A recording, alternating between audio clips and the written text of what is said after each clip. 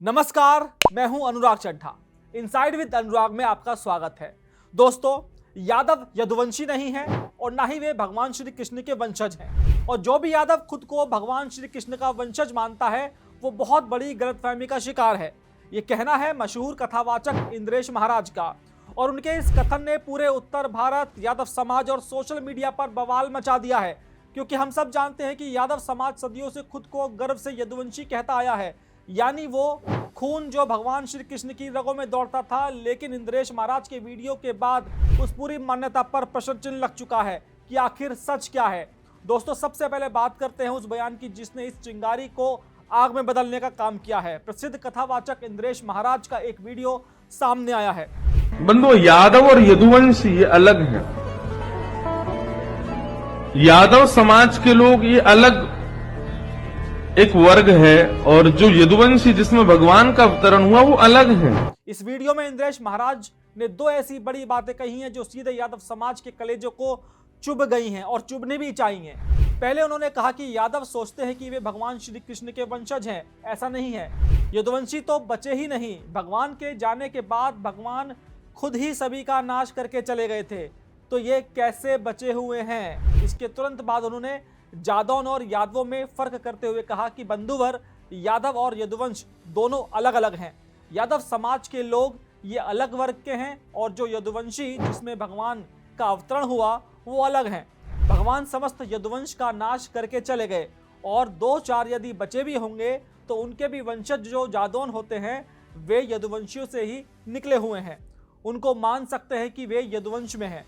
वही परंपरा है यदुवंश की। आसान भाषा में समझे तो इंद्रेश महाराज का तर्क ये है कि महाभारत के बाद हुए आपसी युद्ध में श्री कृष्ण ने अपने ही कुल का खुद संहार कर दिया था। इसलिए आज जो खुद को यादव कहकर श्री कृष्ण का वंशज बताते हैं वे तकनीकी रूप से गलतफहमी का शिकार हैं। जैसे ही ये वीडियो सोशल मीडिया पर सर्कुलेट हुआ, अखिल भारतीय यादव महासभा ने तुरंत एक आपातकालीन प्रेस कॉन्फ्रेंस बुलाई। यादव महासभा के जिलाध्यक्ष संजय यादव ने इस बयान को न केवल निंदनीय बताया बल्कि इसे समाज को तोड़ने वाला कृत्य करार दिया। संजय यादव ने इंद्रेश महाराज को खुली चुनौती देते हुए कहा, इन्होंने 26 करोड़ यादवों के दिल को ठेस पहुंचाई है। इनको पूरा ज्ञान नहीं है, ये इनको बहुत सोच समझ के बोलना चाहिए था। हम आपके मीडिया के माध्यम से इंद्रदेव जी से कहना चाहते हैं कि आप जो आपने टिप्पणी यादव समाज पे की है, आपको पूरा ज्ञान नहीं है। इसके लिए आप माफी मांगिए। आप पर 8 दिन का समय है। अगर इंद्रेश महाराज के दावे में सच्चाई है तो वे छुपने के बजाय सामने आए और शास्त्रों से प्रमाण दें। अगर वे साबित नहीं कर पाए तो उन्हें सार्वजनिक रूप से माफी मांगनी होगी, वरना हम लोकतांत्रिक और कानूनी तरीके से बड़ा आंदोलन करेंगे। यादव समाज का तर्क सीधा है। पुराण, महाभारत और श्रीमद् भागवत में स्पष्ट लिखा है कि भगवान श्री कृष्ण यदुवंश में अवतरित हुए और इसे किसी एक बयान से खारिज नहीं किया जा सकता। दोस्तों, अब हम भावनाओं से हटकर तथ्यों यानी शास्त्रों की तरफ चलते हैं। आखिर सच क्या है? क्या सच में भगवान श्री कृष्ण ने अपने वंश को खत्म कर दिया था? इस सवाल का जवाब महाभारत के मौसल पर्व में देखने को मिलता है। यह बात सच है कि गांधारी के श्राप और ऋषियों के श्राप के कारण यदुवंशियों में भयंकर युद्ध हुआ था। उस ग्रह युद्ध में प्रद्युम्न, सात्यकी, अनिरुद्ध जैसे महान योद्धा मारे गए थे। भगवान श्री कृष्ण और बलराम ने भी देह त्याग दी थी। लेकिन यहाँ एक बहुत बड़ा पेच है जिसे शायद इंद्रेश महाराज अपने बयान में स्पष्ट करना भूल गए। शास्त्रों के अनुसार विनाश हुआ था लेकिन पूर्ण खात्मा नहीं। जब द्वारिका डूब रही थी और यदुवंशी आपस में लड़कर मर रहे थे तब अर्जुन वहां पहुंचे थे। भागवत पुराण और महाभारत के अनुसार भगवान श्री कृष्ण के पड़पोते जिनका नाम वज्रनाभ था वे जीवित बचे थे। जी हाँ, वज्रनाभ अनिरुद्ध के पुत्र और भगवान श्री कृष्ण के प्रपौत्र।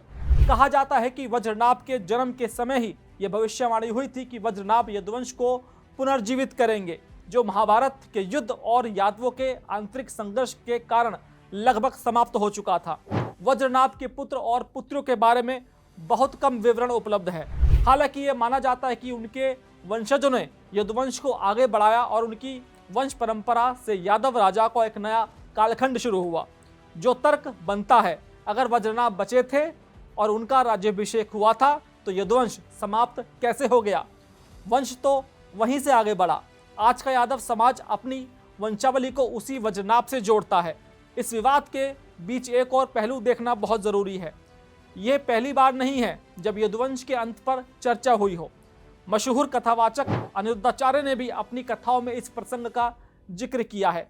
उनका नजरिया थोड़ा अलग और संतुलित है। अनिरुद्धाचार्य ने अपनी कथा में कहा था कि जब भगवान श्री कृष्ण धरती से जाने लगे तो 56 करोड़ यदुवंशी उनके साथ चले गए, लेकिन इसके बाद भी वज्रनाभ बचे।